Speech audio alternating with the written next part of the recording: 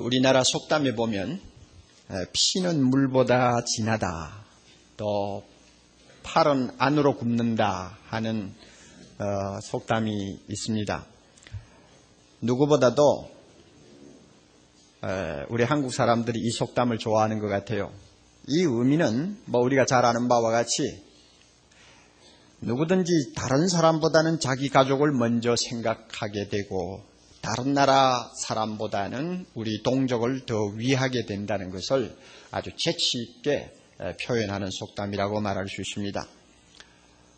로마서 9장부터 11장까지를 우리가 읽어보면 사도 바울 역시 피는 물보다도 진하다 하는 상식을 뛰어넘지 못하는 사람임을 금방 알 수가 있습니다. 그는 원래 하나님 앞에 부름을 받을 때는 자기 동족이 아닌 이방 사람들에게 복음을 전하도록 특별한 소명을 받았습니다. 그렇지만 이방 사람들에게 복음을 전하면서도 항시 그 마음에 떠나지 않는 사람들이 있었는데 그것은 바로 바울의 동족이라고 할 수 있는 이스라엘 백성들이었습니다. 그들을 한시도 잊을 수가 없었습니다.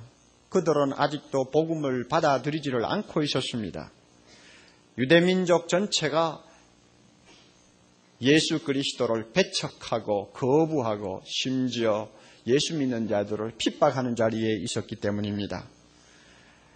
바울이 전도해서 이방 사람들이 예수 믿고 돌아오는 수가 늘어나면 늘어날수록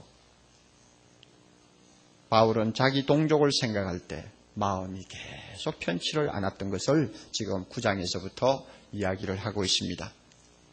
이러한 바울의 심정을 1절에서 그는 거짓 없이 솔직하게 털어놓습니다.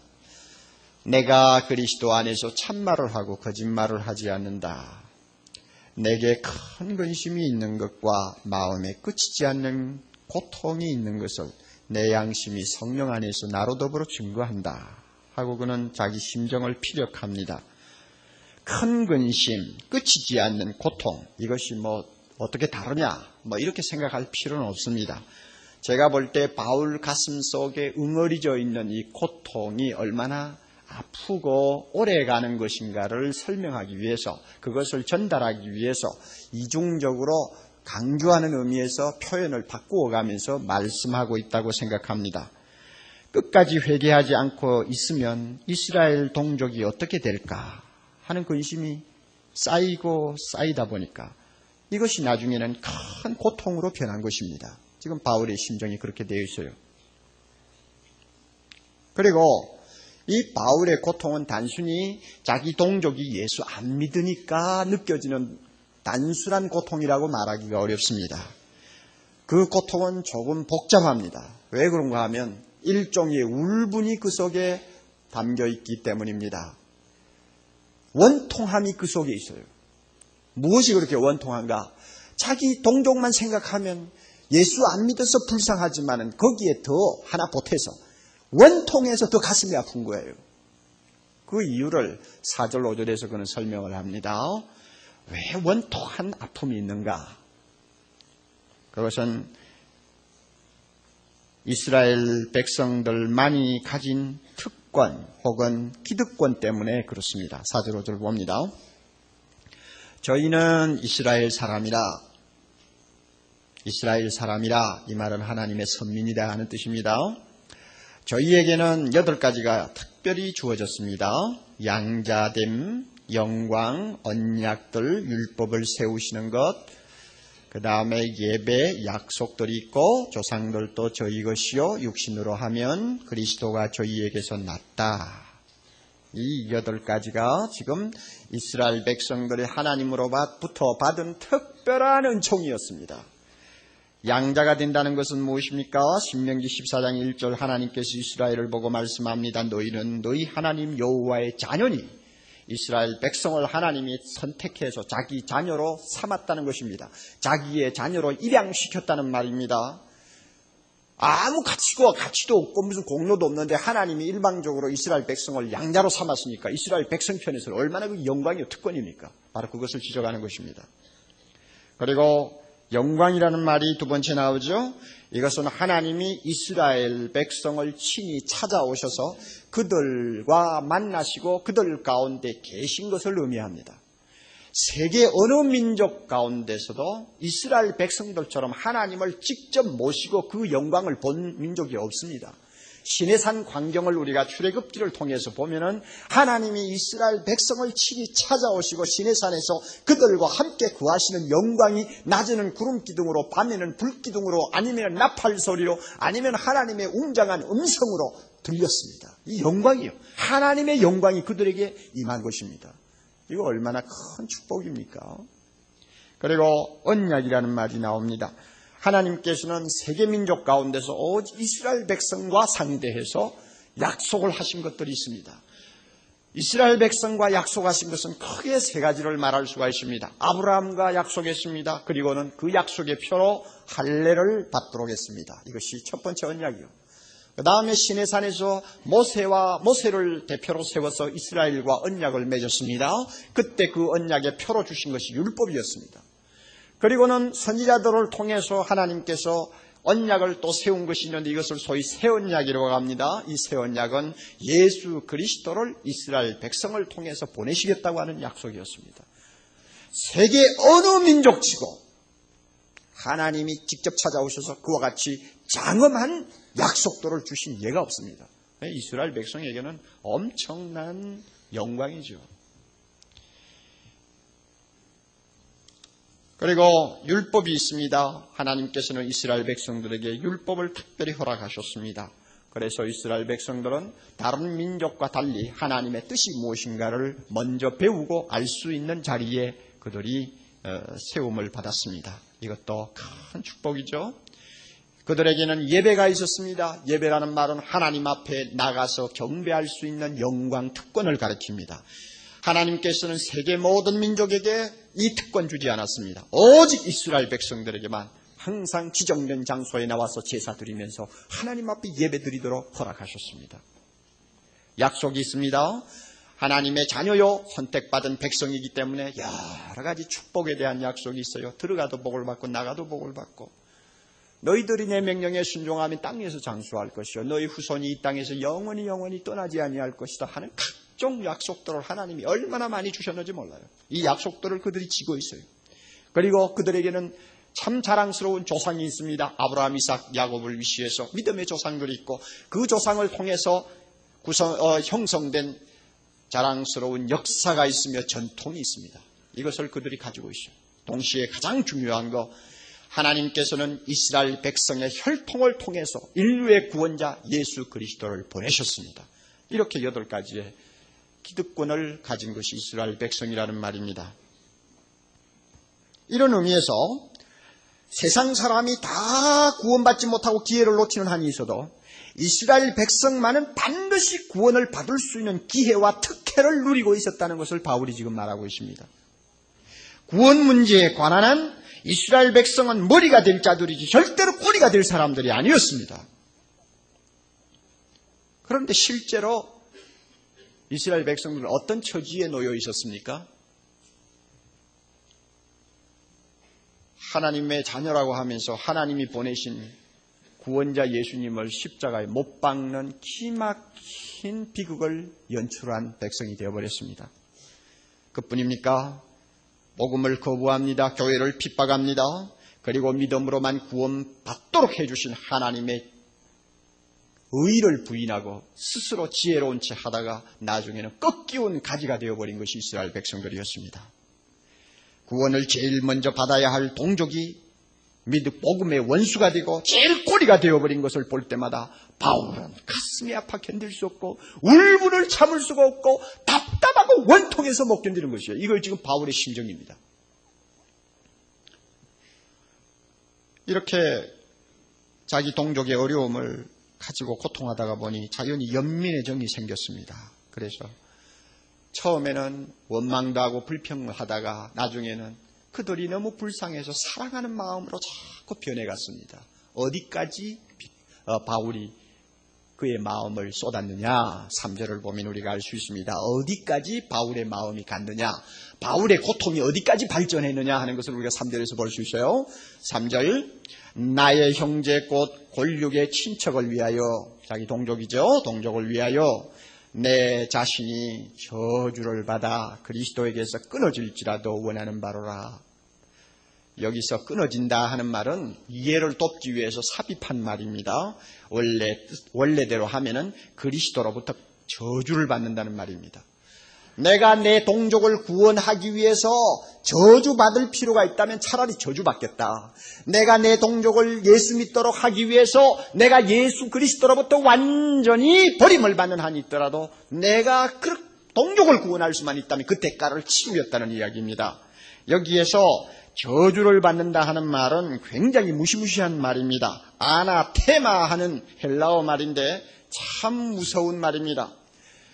무슨 뜻인가 하면은 여러분 구약을 보시면 특별히 여호수아를 보면 하나님께서 여리고성을 정복하라고 명령합니다.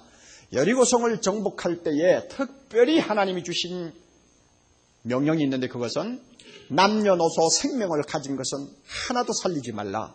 그리고 그 성에 있는 물건은 하나도 손대지 말라. 고스란히 불태워서 완전히 없애버려라. 그렇게 함으로써 하나님이 그 성을 자기의 제물로 받으신다고 말씀하셨습니다. 이때 하나도 손대지 말고 깨끗이 소멸시켜라. 이 말이 아나테마, 저주받는다는 말이에요. 여기서 나오는 말이에요. 그러니 바울은 지금 자기를 어느 위치에까지 갖다 놓았느냐? 내가 여리고 성에서 완전히 불에 타서 소멸되는 물건이나 아니면은 칼에 찔려서 죽어가는 많은 생명처럼 완전히 저주받은 것처럼 버림을 받는 한이 있더라도 내 동족만 구원할 수만 있었으면 좋겠다 하는 자기 심정을 지금 이야기합니다. 사랑의 극치지요. 정말로 자기 희생을 각오하고 참 자기를 내던질 뜨거운 심정이 없는 사람이면 함부로 입에 담을 수 없는 말을 지금 하고 있는 것입니다. 이만큼 바울은 자기 동족을 구원하고자 하는 뜨거운 열정을 가지고 고통하는 사람이었습니다. 사실 바울이 이런 심정을 가졌다는 것은 놀라운 일입니다. 우리가 잘 아는 바와 같이 바울을 평생 동안 괴롭히고 해를 끼친 사람은 자기 동족이었습니다. 돌로 친 사람도 자기 동족이요, 태장을 때린 사람도 자기 동족이요, 재판에 붙인 사람은 자기 동족이요, 감옥에다가 2년 3년 가두어 놓은 것도 자기 동족이요, 그야말로 사지를 찢어 죽이겠다고 예루살렘에서 소동을 벌인 자도 자기 동족이요, 하나 건건 전부 다 자기 동족으로부터 해를 받았습니다. 그러므로 인간적인 측면에서 볼 때는 이를 갈면서 미워할 수밖에 없는 원수였지만은 바울은 그들의 죄를 미워하기는 했지만 그들의 영혼을 미워할 수가 없습니다. 자기가 고통을 받을수록 자기 동족이 더 불쌍하고 더 마음이 간 거예요. 이게 바울의 마음 상태입니다. 이것이 바로 바울이 말하는 끝이지 않는 고통이라는 의미입니다. 이런 마음 때문에 그는 하나님 앞에 엎드릴 때마다 이스라엘을 구원해달라고 기도했고 하나님께 눈을 감을 때마다 자기 동족을 버리지 말라고 기도했다고 했습니다. 10장 1절을 여러분이 잠깐 보세요. 10장 1절.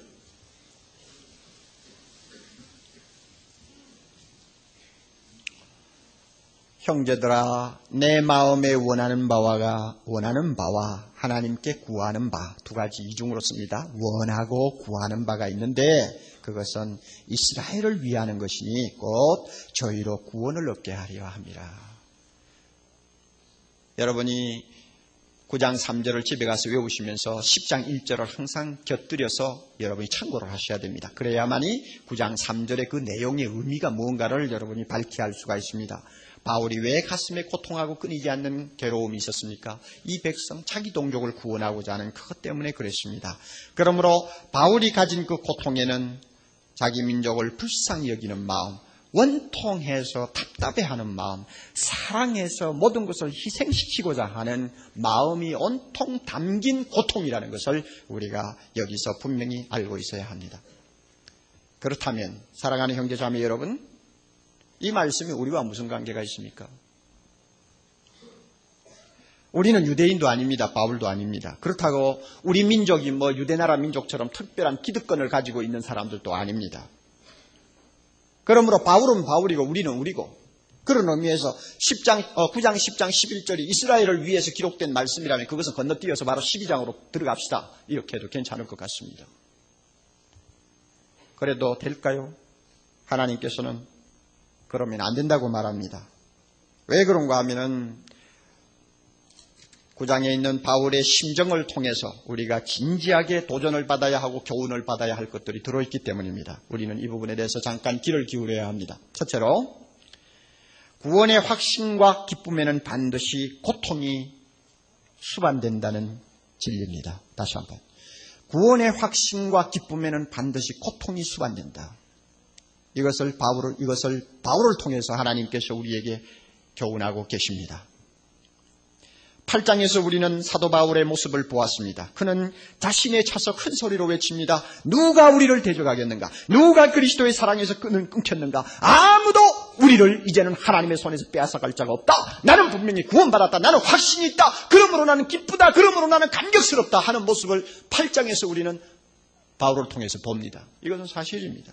그런데 갑자기 9장으로 넘어가면 어떻게 됩니까? 전혀 다른 바울을 우리는 발견하게 됩니다. 여러분이 8장을 읽고 나서 덮어두고 한 3일 지나고 나서 9장을 읽으면 그런 느낌이 안 들 것입니다. 왜냐하면 그 연속성이 끊어져 버리니까. 그러나 한 자리에 그대로 앉아서 8장 읽으시고 바로 9장으로 들어가서 보십시오. 야, 그렇게 구원의 환희에 젖어가지고 기뻐하던 사람이 갑자기 이렇게 신음하고 고통하는 모습을 보이다니 이거 이해할 수가 없다 하는 그런 어떤 당혹감을 여러분이 느낄 수 있을 것입니다. 어떻게 보면 거짓말하는 것 같이 생각돼요. 그러니까 바울이 9장 1절에서 나는 거짓말하지 아니한다 하는 말을 쓴 것은 대단히 당연하다고 생각합니다. 8장 읽은 사람이 9장으로 들어가서 바울의 심정을 들여다보면 꼭 거짓말하는 것 같지 않습니까? 그러니 내가 구원의 확신과 기쁨을 가지고 즐거워하는 사람이지만 그러나 여기에서 나는 끊임없는 고통을 당하는 모습을 나는 여러분들에게 보여준다. 그렇다고 해서 이 고통이 거짓말처럼 생각하지 말라. 나는 정말 양심적으로 진실로 말하는 것이다. 1절에서 자기가 변명하고 있습니다.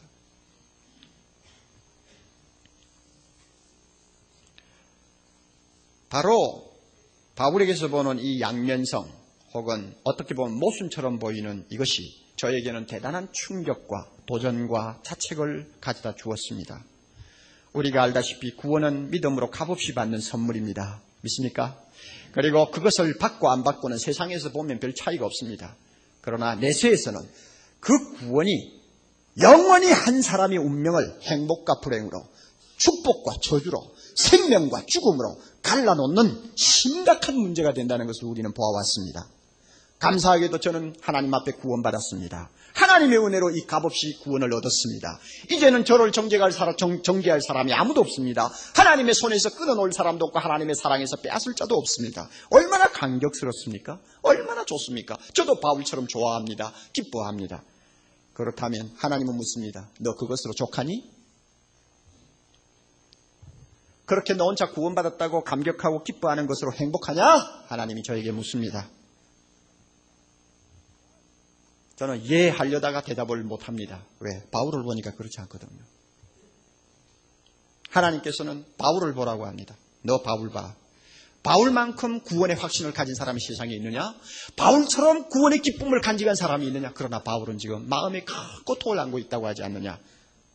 하나님께서 저에게 말씀합니다.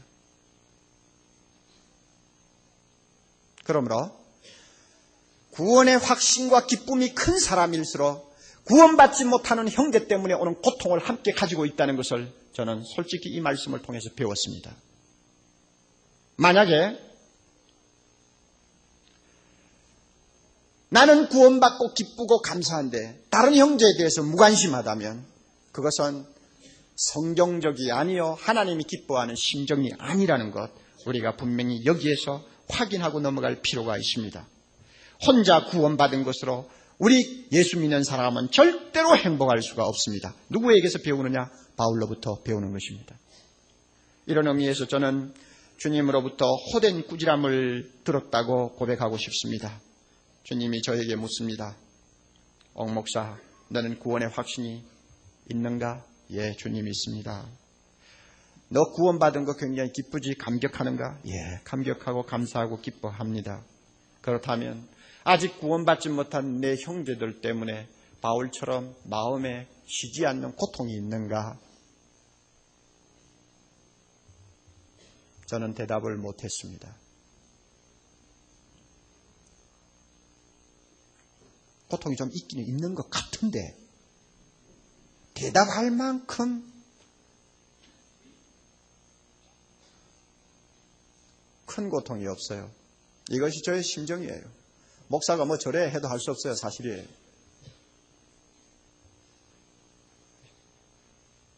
저에게 질문을 던진 주님께서 여러분에게도 똑같은 질문을 던질 것입니다. 너 구원의 확신 있지? 할렐루야. 너 기쁘지? 감사합니다 주님. 너 그래 행복하니? 예, 행복합니다. 너 혼자 행복하니 좋니? 너 가정에, 너 이웃에 아직도 예수 없어 망해가는 사람 놓고 너 고통하니? 여러분 고통이 있어요? 가슴에 끊임없이 찌르는 고통이 있어요. 그 고통이 나중에는 나 자신을 완전히 저주받는 자리까지 던진다 할지라도 형제를 구원하고 싶다는 그 높은 경지까지 내 고통이 승화되고 있습니까? 여러분 있어요? 하나님께 양심적으로 대답할 수 있는지 스스로가 한번 살펴보세요.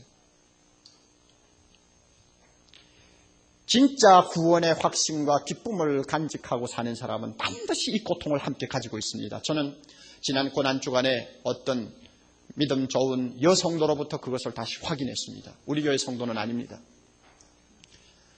그 자매는 매년 고난주간이 되면 한 주간 동안 금식을 하는 것을 지금까지 지키고 오는 자매였습니다. 본인이 또 금식을 하고 싶어 하는 것이니까 아무도 말릴 수가 없죠. 그래서 금식을 하고 금요일 날 제가 만났습니다. 한 5일 정도 금식한 다음에 만났는데 얼굴은 퍽초췌해 보입니다마는 영적으로 굉장히 맑아 보이고 참 환해 보이는 모습을 제가 옆에서 지켜보았습니다. 그런데 그 자매 입으로부터 참 아름다운 간증을 하나 들었어요. 목사님, 제가 오늘 아침에 잠에서 깨서 일어났는데 갑자기 뭉클한 감격이 내 가슴에 치밀어 올라요. 성령께서 주시는 것인가 봐요. 주님이 나를 사랑하신 걸 생각하니 눈물이 막 쏟아져요. 나 같은 거 주께서 구원해 주신 거 얼마나 고마운지 그 주님이 너무 좋아서 나도 모르게 막 눈물이 쏟아져서 닦느라고 혼이 났어요. 그런데 목사님 그것만 아니에요.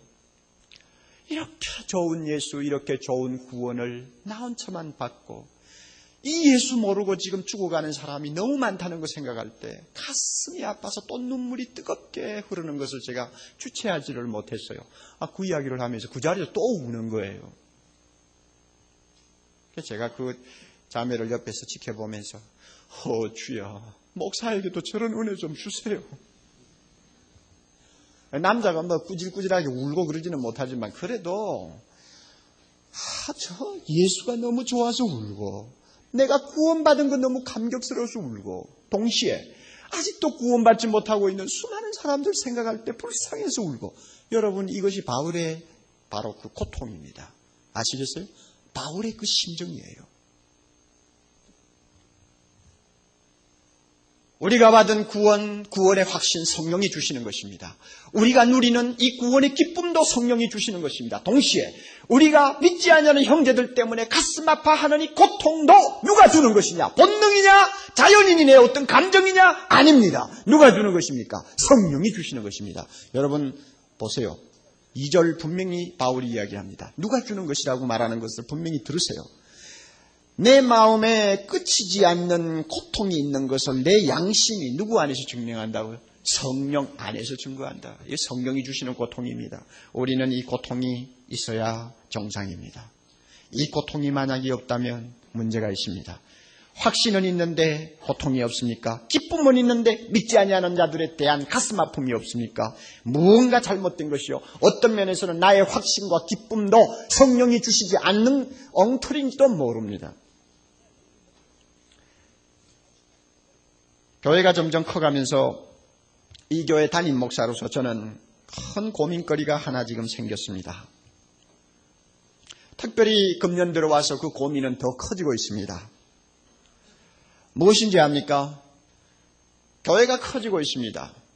아마 우리 교회 사이즈만 해도 출석이 주일학교까지 합하면 11,000명을 넘어서니까 세계적으로 꼽는 대교회 안에 들어가 버렸습니다. 이 대형화된 교회입니다. 이건 이제 우리가 숨길 수가 없어요. 그런데 교회가 커지면서 소위 말하는 대교회 병에 옥목사도 지금 감염되어 가고 있고 여러분들도 점점 감염되어 가는 것을 제가 영적으로 느끼기 때문에 고민거리가 생긴 것입니다. 제가 아까 말씀드렸습니다. 주님이 너 구원의 확신이 있느냐? 있습니다, 주님. 구원의 기쁨도 있고 조금은 있습니다. 어떤 때는 많이 있고요. 그러면 바울이 가진 고통이 있느냐? 주님, 난 말 못하겠어요. 여러분, 이것이 왜 이런 대답이 나왔는지 압니까? 옥목사도 교회가 커지다 보니까 사람들이 많잖아요. 사람들이 많으니까 이 많은 사람에 신경 쓰고 그저 들락거리면서 참 온통 사람들만 보는 세상이니까 이제는 교회 안에 있는 모든 사람들에게 관심을 쏟다가 보니까 밖에 있는 영혼들에게 관심이 점점 적어지는 거예요. 여러분들도 마찬가지일 거예요. 교회가 이렇게 큰데 뭐 전도하고 뭐 해. 있는 사람도 감당을 못하면서 이러면서 교회를 처음 나오는 사람 봐도 반가운 줄도 몰라. 안 믿는 사람을 보아도 안타까운 마음도 별로 없어. 그저 우리끼리 만족하는 거예요. 우리끼리 좋아하는 거예요. 우리끼리 그냥 아니라는 생각에 푹 빠져 있는 것입니다. 이게 대교의 병입니다. 그리고 더 무서운 것 있어요. 한 걸음 더 나아가서 대교의 병이 뭐냐? 교회가 이렇게 큰데 우리는 전도해야 합니다. 선교사를 보내야 합니다. 딱 끝까지 복음을 전하라고 했으니 순종해야 합니다 하면은 또 전도하래. 교회가 이렇게 큰데 왜 전도해? 비판의식이 생기는 거. 여러분 젊은이들 세계에 특별히 그런 사람들이 많아요. 비판의식이 생겨요. 이거 대교회 병에 걸린 것입니다. 만약에 교회가 큼으로써 아직도 예수를 모르는 자들에게 대한 관심이 적어진다면 대교회는 없어져야 합니다. 아멘. 대교회라는 이유 때문에 아직도 서초동에 예수 없어 망해가는 수많은 영혼들, 환락가에서 밤낮 없이 저주받은 생활을 하는 영혼들을 보면서도 바울처럼 고통하는 가슴에 마음에 아픔이 없다면 대교회는 사라져야 합니다. 대교회는 없어져야 합니다. 차라리 소교회 10개 100개 세워가지고 그들을 구원하는 것이 하나님의 뜻인지 몰라요. 대교회가 전도하는 것을 안 해도 된다는 핑계가 절대 될 수가 없다는 것, 오늘 말씀을 통해 우리는 배웁니다. 우리끼리 구원받아 행복할까요? 천만에요.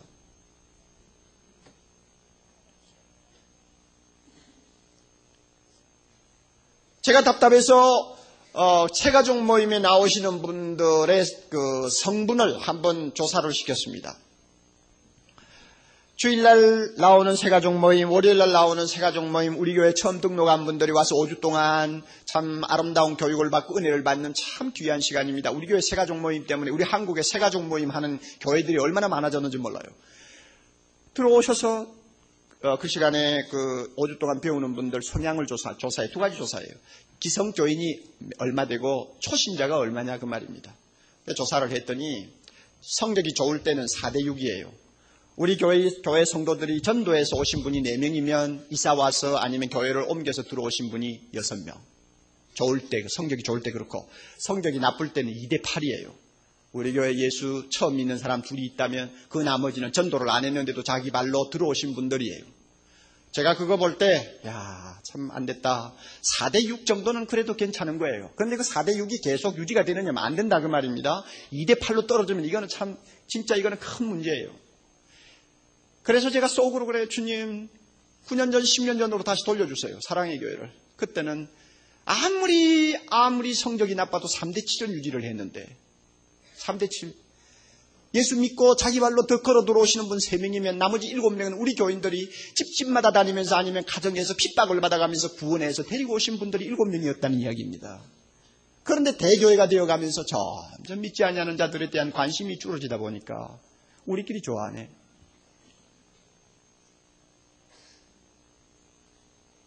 우리는 바울처럼 마음의 고통을 다시 회복해야 합니다.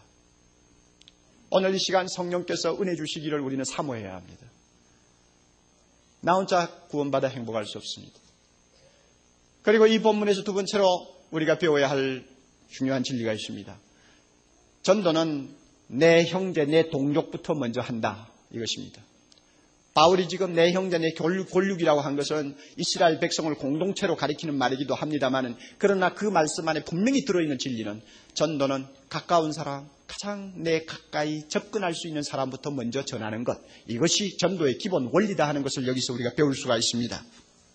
왜 그런가 하면은 내 가까이에 있는 사람, 가족이든지 회사 직원이든지 이웃이든지 간에 가까이 있는 사람들은 소위 가청 영역에 소속되는 사람들입니다. 가청 영역, 예수님에 대해서 쉽게 전해 들을 수 있는 영역에 들어있는 사람들이라는 말입니다. 이스라엘 백성과 비교하면 기득권을 가진 사람들입니다.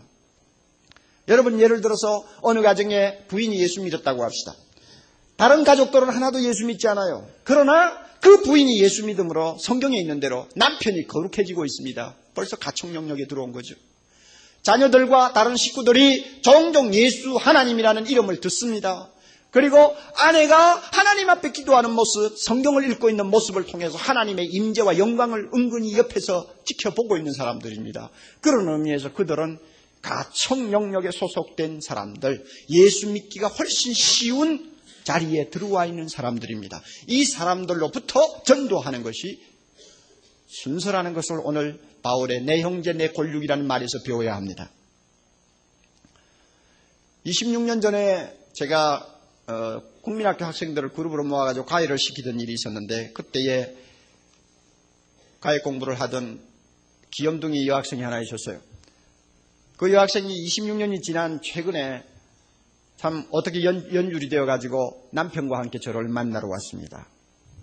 26년 만에 만났으니까 상황이 많이 달라졌죠. 그런데 가장 많이 달라진 것이 뭐냐? 그 당시에 그 여학생, 예수를 교회는 한 번씩 나왔지만 예수를 안 믿은 사람이고 가족도 안 믿었습니다. 그런데 이번에 만나보니까 부부가 얼마나 신앙생활을 잘하는 사람으로 변했는지 정말 놀라울 정도로 변했어요. 그 시간에 남편이 간증하는 것을 들었습니다. 남편은 화가입니다. 일주일 내에 집안에 앉아서 그림을 그립니다. 그러다가 주말 되면은 이제 답답하니까 밖으로 나가가지고는 기분 푸느라고 그냥 술을 그냥 마시고 싶은 대로 마시고는 곤드레 만들어 취해가지고 들어오는 것이 예사였습니다. 그러한 생활을 계속 하다 보니까 나중에는 근육 무력증이라고 하는 증세가 나타나기 시작했습니다. 온몸을 제대로 움직이지 못하는 심각한 상황에 빠진 것입니다. 그는 너무 다급한 나머지 아무도 시키지도 않았는데 가까이에 있는 조그마한 개척교회로 자기 발로 걸어갔다고 합니다. 그리고는 하나님에게 매달렸어요. 남자가 새벽 기도에도 나갔습니다. 생활이 그렇게 충분하지 못하니까 왕복 1시간이 걸리는 거리인데도 빠지지 않고 교회를 찾아가서 기도하고 돌아오고 기도하고 돌아오는데 그 과정에서 남편이 중생을 받았어요. 정말 예수님을 만났어요. 그리고 반년이 지나자 그 병도 서서히 사라지기 시작했습니다. 그리고는 그가 사도행전을 읽으면서 깨달은 것이 있습니다. 사도행전 1장 8절 무엇입니까? 오직 성령이 너에게 임하시면 너희가 뭐요? 권능을 받고 어디부터? 예루살렘과 온 유다와 사마리아와 땅 끝까지 이르러 내 증인이 되라. 주님 좋습니다. 내가 예수 그리스도를 전하는 사람으로 일하겠습니다. 나는 화가지만은 화가로서 내가 전도하는 사람이 되겠습니다 하고 그는 주님 앞에 기도했습니다. 그리고 가만히 생각하니까 어디부터 전해야 될 것이냐? 예루살렘부터 전하라고 해야지. 그 예루살렘이 어디냐? 그가 고백하기를 그 예루살렘은 바로 내 마음이요 내 가족이었다는 것을 발견했습니다. 그래서 드디어 자기 집안 식구부터 전도하기 시작했습니다. 얼마나 하나님께서 크게 역사하셨는지 부인을 위시해서 모든 가족들을 물론이거니와 자기 형제들, 양가의 부모들까지 다 예수 믿고 돌아왔다고 고백했습니다. 순서예요, 순서. 예루살렘이 어디 있나요? 내 마음에 있고 내 형제, 내 가족, 내 이웃, 내 회사, 동료, 이것이 예루살렘입니다. 10,000명의 성도가 모이는 교회가 참으로 예수 모르는 이웃을 위해서 가슴 아파하면서 사랑을 담고 그들에게 계속 접근하고 그들을 위하여 바울처럼 기도만 할 수 있다면 얼마나 기막힌 기적들이 일어날 수 있을까? 하나님께서 왜 이 교회를 키우셨을까요? 복음을 더 능력 있게 전하라고 키우신 것이지 교회 자랑하라고 키운 거 아니라고 저는 분명히 믿습니다. 이웃도 전도해야 되겠고 땅 끝까지 전하라는 주님의 명령도 순종해야 합니다. 내 이웃, 내 형제, 그 다음에 땅 끝 양쪽을 다 놓고 하나님의 영광과 나라를 위해서 충성하고 헌신하라고 교회를 키워주셨다고 저는 믿습니다. 나 혼자 구원받고 좋아서 할렐루야 찬송하라고 우리 주님께서 이렇게 교회를 키웠다고 생각하지 않습니다. 만약에 여러분 가운데서 교회가 이렇게 큰데 또 전도냐 하고 비판하는 생각이 나면 제발 여러분에게 부탁합니다. 여러분, 당신이야말로 천국에 들어가지 마시기를 바랍니다. 들어갈 자격이 없는 사람들입니다. 그렇게 비정한 사람은 천국에 들어가면 안 됩니다. 주님께서 불쌍해서 들어오라고 해도 사양하시기를 바랍니다. 왜냐하면 그런 사람은 천국에 들어가면 불편해서 못 삽니다. 그런 이기주의자, 자기밖에 모르는 사람, 천국에는 발붙일 곳이 없어요.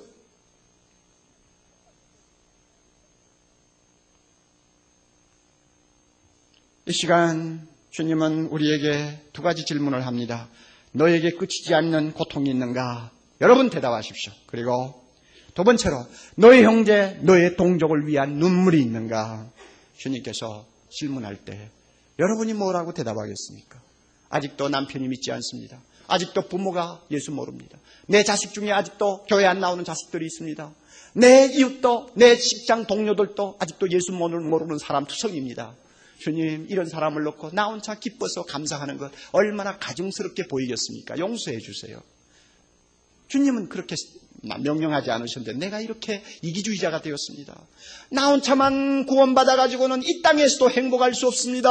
주여, 천국에 들어가서도 나 혼자 구원받아가지고는 절대로 행복할 수가 없는데 구원받아야 할 사람들이 다 같이 구원받고 함께 기뻐해야 그 기쁨이 천국 기쁨이요, 그 행복이 천국 행복인데 내가 그것을 모르고 나 혼자 구원받은 걸로 만족하는 이 못된 이기주의적인 성격, 안 믿는 사람을 보아도 가슴에 고통도 없는 이 비정한 마음, 주님 이 시간 고쳐주세요. 고쳐주세요. 우리 기도해야 합니다. 고쳐주세요. 눈 녹듯이 내 마음에 모든 얼어붙은 것을 녹여주세요. 우리는 기도해야 합니다. 찬송가에 보면 그 안 믿는 사람들 때문에 가슴 아파하고 고통하면서 부르는 찬송가가 몇 개 있는데요. 그 가운데서 가장 대표적이라고 할 수 있는 것이 찰스 웨슬리가 쓴 웬일인가 내 형제여, 주 안이 믿다가 하면서 부르는 찬송가입니다. 그 찬송을 부르면 참으로 그 안 믿는 사람 때문에 오는 그 고통이 내 마음에 전달이 되어요.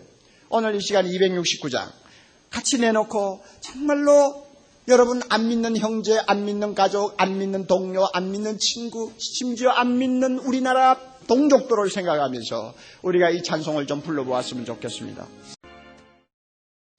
우리나라 속담에 보면 피는 물보다 진하다, 또 팔은 안으로 굽는다 하는 속담이 있습니다. 누구보다도 우리 한국 사람들이 이 속담을 좋아하는 것 같아요. 이 의미는 우리가 잘 아는 바와 같이 누구든지 다른 사람보다는 자기 가족을 먼저 생각하게 되고 다른 나라 사람보다는 우리 동족을 더 위하게 된다는 것을 아주 재치 있게 표현하는 속담이라고 말할 수 있습니다. 로마서 9장부터 11장까지를 우리가 읽어보면 사도 바울 역시 피는 물보다도 진하다 하는 상식을 뛰어넘지 못하는 사람임을 금방 알 수가 있습니다. 그는 원래 하나님 앞에 부름을 받을 때는 자기 동족이 아닌 이방 사람들에게 복음을 전하도록 특별한 소명을 받았습니다. 그렇지만 이방 사람들에게 복음을 전하면서도 항시 그 마음에 떠나지 않는 사람들이 있었는데 그것은 바로 바울의 동족이라고 할 수 있는 이스라엘 백성들이었습니다. 그들을 한시도 잊을 수가 없었습니다. 그들은 아직도 복음을 받아들이지를 않고 있었습니다. 유대민족 전체가 예수 그리스도를 배척하고 거부하고 심지어 예수 믿는 자들을 핍박하는 자리에 있었기 때문입니다. 바울이 전도해서 이방 사람들이 예수 믿고 돌아오는 수가 늘어나면 늘어날수록 바울은 자기 동족을 생각할 때 마음이 계속 편치를 않았던 것을 지금 9장에서부터 이야기를 하고 있습니다. 이러한 바울의 심정을 1절에서 그는 거짓없이 솔직하게 털어놓습니다. 내가 그리스도 안에서 참말을 하고 거짓말을 하지 않는다. 내게 큰 근심이 있는 것과 마음에 끝이지 않는 고통이 있는 것을 내 양심이 성령 안에서 나로 더불어 증거한다 하고 그는 자기 심정을 피력합니다. 큰 근심, 끝이지 않는 고통, 이것이 어떻게 다르냐 이렇게 생각할 필요는 없습니다. 제가 볼 때 바울 가슴 속에 응어리져 있는 이 고통이 얼마나 아프고 오래가는 것인가를 설명하기 위해서, 그것을 전달하기 위해서 이중적으로 강조하는 의미에서 표현을 바꾸어가면서 말씀하고 있다고 생각합니다. 끝까지 회개하지 않고 있으면 이스라엘 동족이 어떻게 될까 하는 근심이 쌓이고 쌓이다 보니까 이것이 나중에는 큰 고통으로 변한 것입니다. 지금 바울의 심정이 그렇게 되어 있어요. 그리고 이 바울의 고통은 단순히 자기 동족이 예수 안 믿으니까 느껴지는 단순한 고통이라고 말하기가 어렵습니다. 그 고통은 조금 복잡합니다. 왜 그런가 하면 일종의 울분이 그 속에 담겨 있기 때문입니다. 원통함이 그 속에 있어요. 무엇이 그렇게 원통한가? 자기 동족만 생각하면 예수 안 믿어서 불쌍하지만은 거기에 더 하나 보태서 원통해서 더 가슴이 아픈 거예요. 그 이유를 4절 5절에서 그는 설명을 합니다. 왜 원통한 아픔이 있는가? 그것은 이스라엘 백성들만이 가진 특권 혹은 기득권 때문에 그렇습니다. 4절 5절 봅니다. 저희는 이스라엘 사람이라 이 말은 하나님의 선민이다 하는 뜻입니다. 저희에게는 8가지가 특별히 주어졌습니다. 양자됨, 영광, 언약들, 율법을 세우시는 것, 그 다음에 예배, 약속들이 있고 조상들도 저희 것이요 육신으로 하면 그리스도가 저희에게서 났다. 이 8가지가 지금 이스라엘 백성들의 하나님으로부터 받은 특별한 은총이었습니다. 양자가 된다는 것은 무엇입니까? 신명기 14장 1절 하나님께서 이스라엘을 보고 말씀합니다. 너희는 너희 하나님 여호와의 자녀니, 이스라엘 백성을 하나님이 선택해서 자기 자녀로 삼았다는 것입니다. 자기의 자녀로 입양시켰다는 말입니다. 아무 가치도 없고 무슨 공로도 없는데 하나님이 일방적으로 이스라엘 백성을 양자로 삼았으니까 이스라엘 백성 편에서는 얼마나 그 영광이요 특권입니까? 바로 그것을 지적하는 것입니다. 그리고 영광이라는 말이 두 번째 나오죠. 이것은 하나님이 이스라엘 백성을 친히 찾아오셔서 그들과 만나시고 그들 가운데 계신 것을 의미합니다. 세계 어느 민족 가운데서도 이스라엘 백성들처럼 하나님을 직접 모시고 그 영광을 본 민족이 없습니다. 시내산 광경을 우리가 출애굽기를 통해서 보면은 하나님이 이스라엘 백성을 친히 찾아오시고 시내산에서 그들과 함께 구하시는 영광이 낮에는 구름 기둥으로, 밤에는 불 기둥으로, 아니면 나팔 소리로, 아니면 하나님의 웅장한 음성으로 들렸습니다. 이 영광이요, 하나님의 영광이 그들에게 임한 것입니다. 이거 얼마나 큰 축복입니까? 그리고 언약이라는 말이 나옵니다. 하나님께서는 세계 민족 가운데서 오직 이스라엘 백성과 상대해서 약속을 하신 것들이 있습니다. 이스라엘 백성과 약속하신 것은 크게 3가지를 말할 수가 있습니다. 아브라함과 약속했습니다. 그리고는 그 약속의 표로 할례를 받도록 했습니다. 이것이 첫 번째 언약이요. 그 다음에 시내산에서 모세를 대표로 세워서 이스라엘과 언약을 맺었습니다.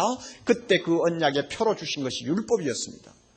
그리고는 선지자들을 통해서 하나님께서 언약을 또 세운 것이 있는데 이것을 소위 새 언약이라고 합니다. 이 새 언약은 예수 그리스도를 이스라엘 백성을 통해서 보내시겠다고 하는 약속이었습니다. 세계 어느 민족치고 하나님이 직접 찾아오셔서 그와 같이 장엄한 약속들을 주신 예가 없습니다. 이스라엘 백성에게는 엄청난 영광이죠. 그리고 율법이 있습니다. 하나님께서는 이스라엘 백성들에게 율법을 특별히 허락하셨습니다. 그래서 이스라엘 백성들은 다른 민족과 달리 하나님의 뜻이 무엇인가를 먼저 배우고 알 수 있는 자리에 그들이 세움을 받았습니다. 이것도 큰 축복이죠. 그들에게는 예배가 있었습니다. 예배라는 말은 하나님 앞에 나가서 경배할 수 있는 영광 특권을 가리킵니다. 하나님께서는 세계 모든 민족에게 이 특권 주지 않았습니다. 오직 이스라엘 백성들에게만 항상 지정된 장소에 나와서 제사 드리면서 하나님 앞에 예배 드리도록 허락하셨습니다. 약속이 있습니다. 하나님의 자녀요, 선택받은 백성이기 때문에 여러 가지 축복에 대한 약속이 있어요. 들어가도 복을 받고 나가도 복을 받고, 너희들이 내 명령에 순종하면 땅에서 장수할 것이요, 너희 후손이 이 땅에서 영원히 떠나지 아니할 것이다 하는 각종 약속들을 하나님이 얼마나 많이 주셨는지 몰라요. 이 약속들을 그들이 지고 있어요. 그리고 그들에게는 참 자랑스러운 조상이 있습니다. 아브라함, 이삭, 야곱을 위시해서 믿음의 조상들이 있고, 그 조상을 통해서 형성된 자랑스러운 역사가 있으며 전통이 있습니다. 이것을 그들이 가지고 있어요. 동시에 가장 중요한 거, 하나님께서는 이스라엘 백성의 혈통을 통해서 인류의 구원자 예수 그리스도를 보내셨습니다. 이렇게 8가지의 기득권을 가진 것이 이스라엘 백성이라는 말입니다.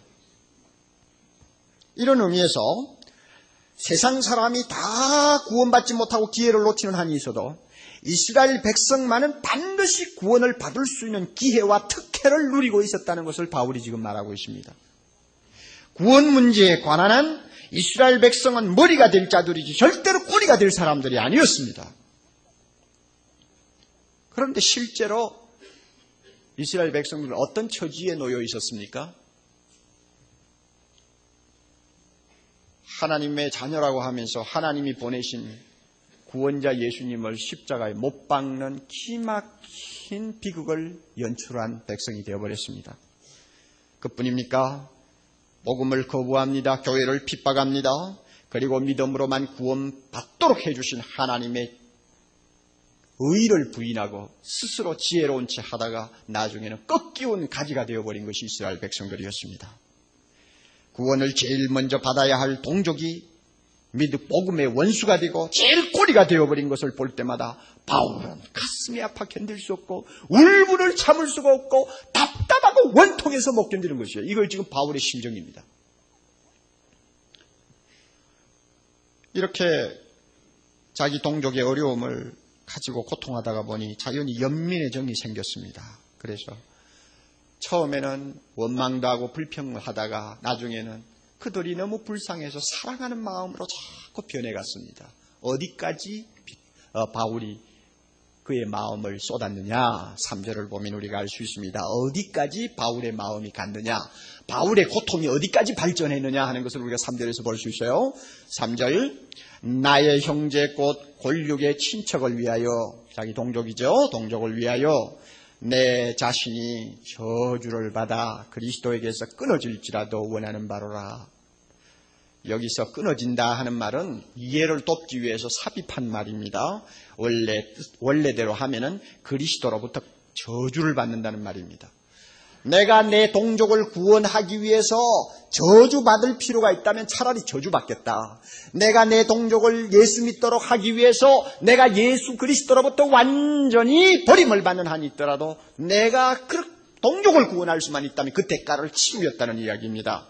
여기에서 저주를 받는다 하는 말은 굉장히 무시무시한 말입니다. 아나테마 하는 헬라어 말인데 참 무서운 말입니다.